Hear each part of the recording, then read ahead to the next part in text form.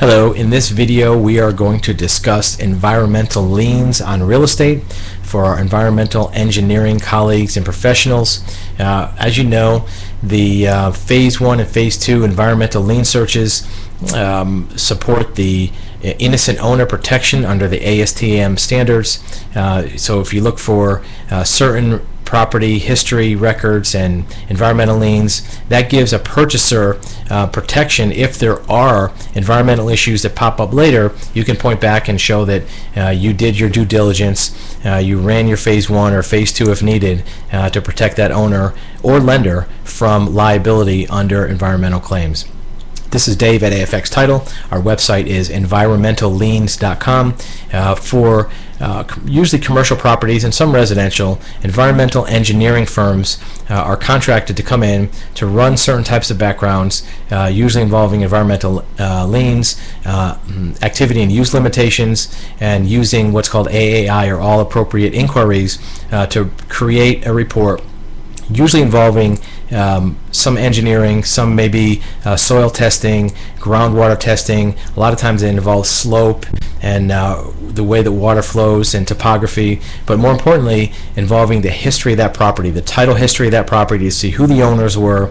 The chain of title, in some cases, depending on interpretation of the engineer, goes back to the 1940s. Sometimes involves records of adjacent owners to see who owned property adjacent to the subject property. And when that's run under a Phase 1 environmental, if there's any red flags or things that pop up, it may require a Phase 2 ESI, or environmental site assessment, ESA assessment.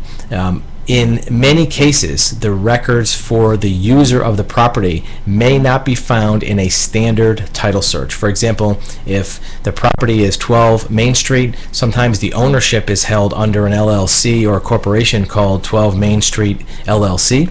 That may not reflect the actual use of the property by name. And in some cases, when we run reports for Phase 1 environmentals, we'll also look at secondary records, tenants, permits, tax assessors records, leases, to find that maybe the user was XYZ chemical company. That might be important information to know if that was a user of the property, let's say in the 1970s. That may not show up on a standard title search, so make sure that your title provider is looking at these secondary records if you need them, and then also that the deed references are read. If you look at a property deed in the chain of title, it may reference rights of use of a tenant. It may reference sometimes even the zoning and the operations on that property during that deeded period. And also make sure that your title report is performed to industry standards.